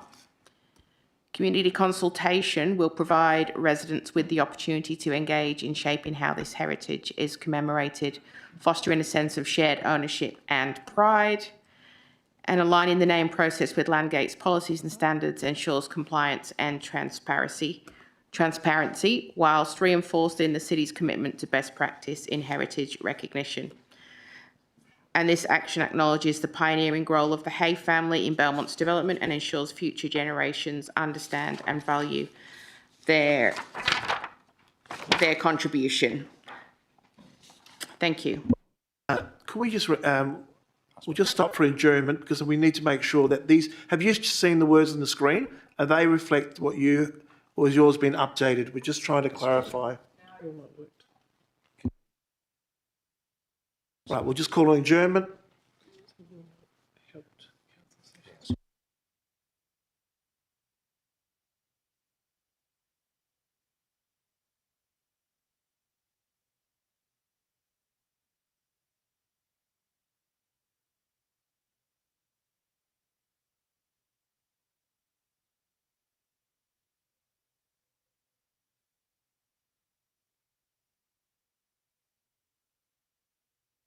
Council session, we're just getting your latest update up on the screen.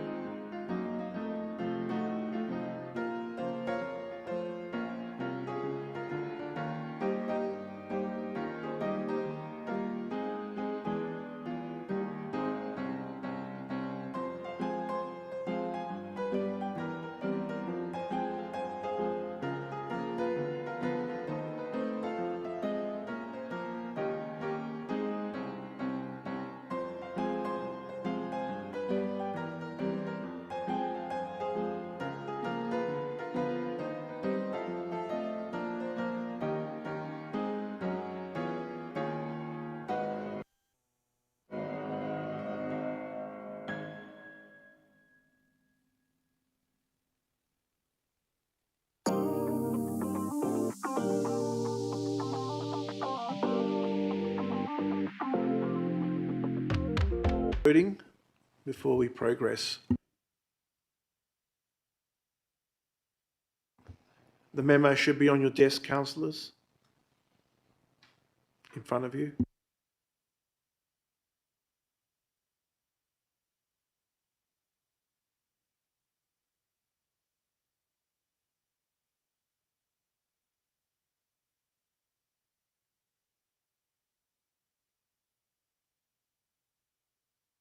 Confirmation from Councillor Sessions. We're ready to go again. So, Councillor Sessions, you spoke already. We'll now no longer adjourn. We'll go straight to the seconder, Councillor Gujitsky. Thank you, Mayor Rossi. I support the amendment that Councillor Sessions brings to this item. It's a sensible move to investigate the renaming of the park and also to engage in community consultation, just so that the proposal here can be considered. Now, on this item, I've also brought forward an alternative motion, which I'd ask the mover whether she would accept to combine with the motion that we have before us, which involves a change to Part 4 of the existing officer recommendation and inserting some additional information. Councillor Sessions, you're happy to combine? Yeah. Thank you. Councillor Kuzitsky, you're happy to combine too? Right, we'll just get the wording up on the screen before we progress, then we'll let you speak. Just my concern is, where will it go? Will it go back to information forum? Because where's all this information going to be collated? Where do we go from here? So that's something to consider. Do you want to put that it will go back to information forum? Where would you like it to go? Something to consider. Sessions? Yes, it can do that. Once all the information has been gathered, that would be good if it could just come to an information forum for councillors. Thank you.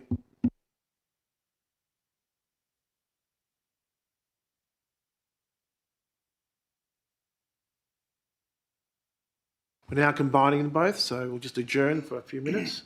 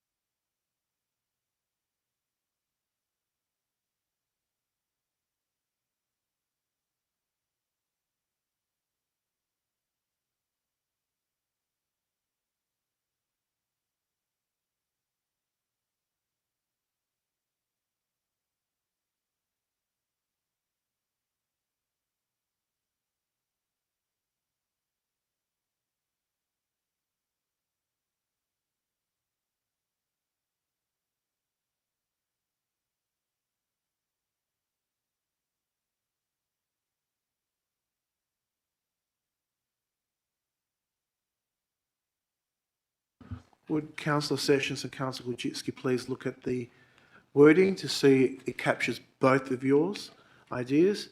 And does it say that somewhere that it goes back to an information forum? Are we able to check to see if that says somewhere? Because there's no purpose at just floating around. It's got no purpose to go somewhere. Is there extra wording we need, Mr. CEO?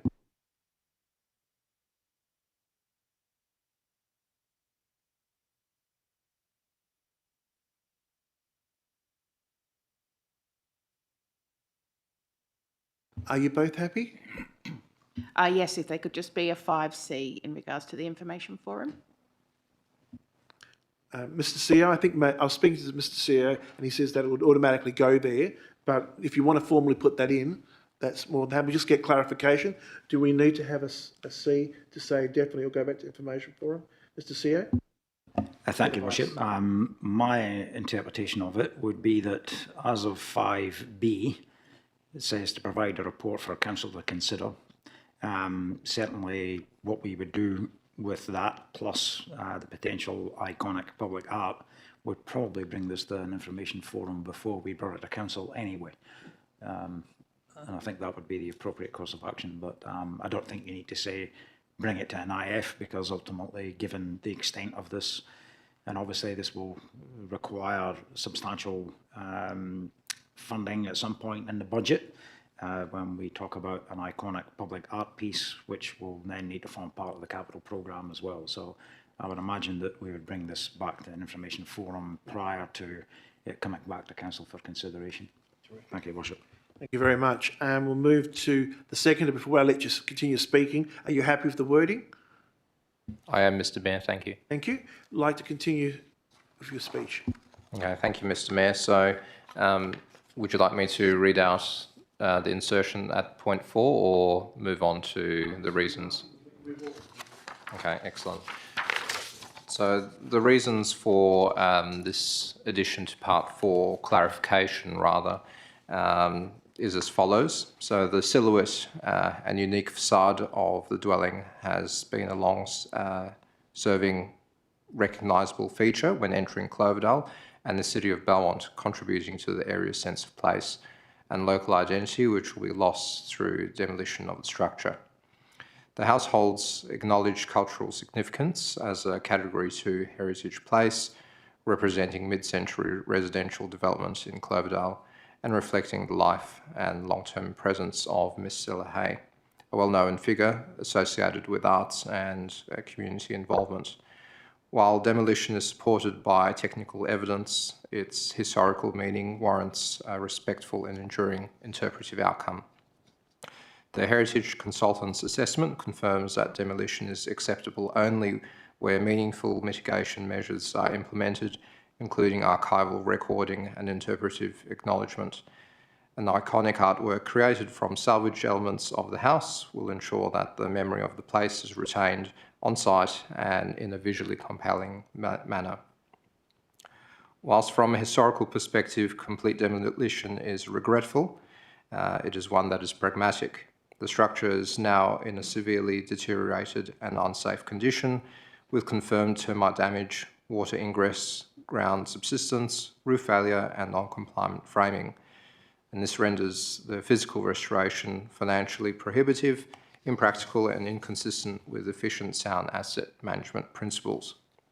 The site's intended future use as a public open space under both the city's public open space strategy and the Metropolitan Regional Scheme provides an opportunity to embed heritage interpretation into this landscape, ensuring community benefit, educational value and improved amenity whilst preserving the history of the site. Salvaging and repurposing components of the house into public art is environmentally responsible, aligning with the city's sustainability objectives by reducing waste to landfill, promoting adaptive reuse of materials and reinforcing the urban forest and streetscape enhancement strategies through integrated placemaking. Thank you, Mr. Mayor. Thank you very much. Anybody else wish to speak for or against? Councillor Davis. Thank you, Mr. Mayor. I'll speak for the motion. I'll just talk a little bit about basically the dwelling is a historical house, and once Miss Hayes was not a tenant there anymore, the amount of public attention that it received was actually quite overwhelming, because I put it on my Facebook page and so many people were interested in it. So many people told me their stories about how they knew Stella Hay or they knew her children, and they loved the house. And it's a shame that we can't keep it as it is. But really, at the end of the day, it's deteriorated really beyond repair. And according to the report that we have from the city officers, it is really impractical to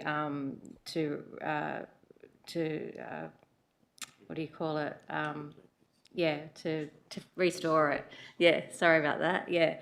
So the dwelling previous leased by Miss Stella Hay and family was listed as a heritage category 2 in 1996. The heritage impact statement concludes that demolition is justified due to the building's unsafe condition, severe deterioration, extensive termite damage and structural instability affecting key components. Restoration costs have already exceeded $750,000 and approximately $59,000 has been spent on security and maintenance despite the house remaining unoccupied. Demolition is consistent with the city's open space strategy and urban forest plan, and the area will serve as a gateway of enhanced recreational land and tree canopy to Belmont Park with improved pedestrian and cycling access from Leach Highway into Cloverdale and Kewdale. Within the City of Belmont, there are city assets that are actively used and I believe in far greater need of funding for essential upgrades. Every year, elected members are always prioritising how ratepayers' funds are allocated. And given that this property has remained empty for an extended period and structurally unfit for occupancy, I cannot see a compelling urgency to invest in its restoration. I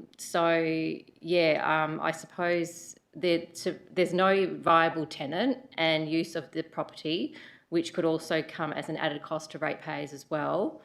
And I personally would prefer to direct any resources that we have to spend on any assets in the city to assets that are currently in use, and as I would feel that would be greater benefit to ratepayers and residents. I support this motion. Thank you. Anybody else wishes to speak for or against? No. Before we go back to the mover, I'll speak briefly. I'm quite saddened by the proposed demolition of this old landmark. For as long as I can remember, it's been a highlight for locals, marking the transition of our city from industrial to parks and residential. Losing our heritage houses isn't just about bricks and mortar, it's about losing a link to our past, our character, and the stories that make our Belmont community so unique. The neglect wasn't our doing, and sadly, we have reached this point. When a home like this disappears, our whole community loses a piece of who we are. If preservation isn't feasible due to high costs, I support Councillor Kuljitsky's idea that we should aim for something meaningful on this site, using potential elements of the old house so the location can still retain its identity as a local landmark. I'll move back to the mover, Councillor Sessions. Nothing to add, Mayor Rossi. Please use the button on your screen to vote.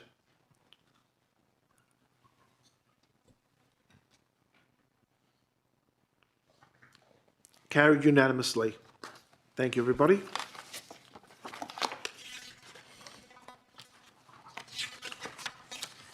We now move to 12.7 Annual Report 2024-25. Councillor Harris is leaving the room. Thank you. Oh, don't need to. Need a mover and a seconder. Councillor Sakula, seconded by Councillor Kuljitsky.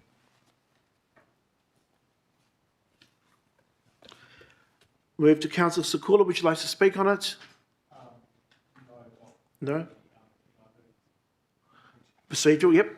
Councillor Kuljitsky. I'll speak briefly, just confirming that this is another strong report highlighting the Council's commitment to financial sustainability and responsibility, and that the financial audit has come back again from the Auditor General, confirming that our financial position is very good and governance is very good. So I move that the annual report be accepted as it's been presented to us. Thank you. Anybody else wish to speak for or against? Councillor Sessions. Can I ask a question, please, Mayor Rossi? Please go ahead. Now, I don't know if I've missed this or not, but why was this item so late? We'll move to direct Thank you, Worship. Obviously, we were awaiting the final audited results from the Office of the Auditor General so that they could be included into the item. And I'm not sure whether the Director would want to add anything further to that. But as we know, there's a requirement for us to finalise all of this and have it done and dusted by the end of December. And any local government that fails to do that certainly is identified in Parliament as failing to meet that requirement. So that's the rationale behind it being a late item as it was. Thank you, Worship. Thank you. Director of Corporate Governance, you got anything which to add? No? Any further questions? Go ahead. Thank you. The Auditor General report, was that available at the Audit and Risk? Director of Corporate Governance is shaking his head. I believe so. I'm nodding my head because, yes, it was available and it was circulated to all elected members. A week ago, yes. Next question, Councillor Sessions. Thank you. If that was available, I still don't understand why it was only received last night. I don't know what I'm missing here. I think that requires some signing, but let me go through to Director of Corporate Governance. Thank you. The process is somewhat convoluted. They come to the Audit Committee meeting and they say everything is fine. They require us to sign a letter of representation, which we do, and then it takes them 3 or 4 days to actually give us the actual piece of paper with the Auditor General's signature. And that's what we have to wait on to be able to then circulate it to elected members. And so that's what we wait on. And we were on the phone a number of times with the Auditor General's office trying to expedite, plead, in other words, to get it done, because we trying to get it to you so you can form a view. But certainly the Auditor General's team, when they came to the Audit Committee, certainly gave us a big tick for both the finance audit and the IT audit. Very well explained. Councillor Session, any further questions? No? If there's nobody else, we'll go back to Councillor Sakula. No? We'll go to a vote. Use the buttons on your screen.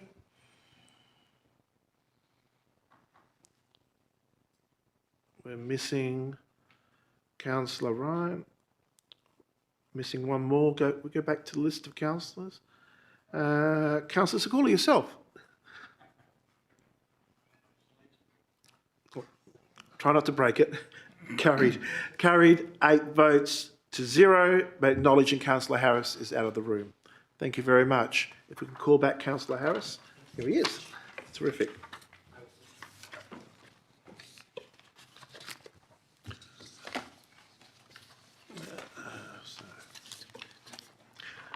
Requests for leave of absence. Are there any requests of leave of absence, CEO? No. No. Notice of motion. There are none. Meeting, which the meeting may be closed. I will now close the meeting in accordance with section 5.232B of the Local Government Act of 1995.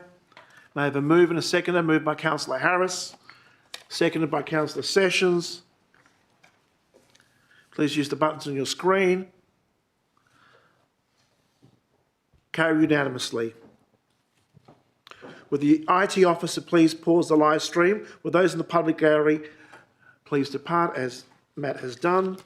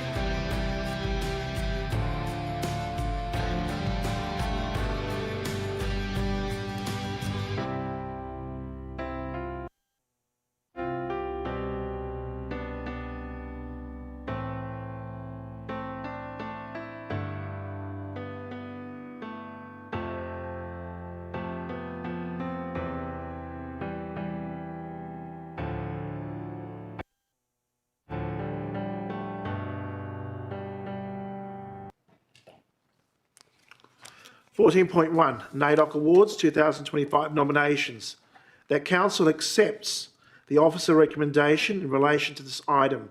Moved by Councillor Session, seconded by Councillor Davis. Carried unanimously. There being no further business to conduct, I thank all those in attendance and close the meeting at 8:43 p.m. A reminder to all elected members to please return all confidential documents to the box in the foyer of the councillors' entrance here at the Civic Centre. Thank you, everybody.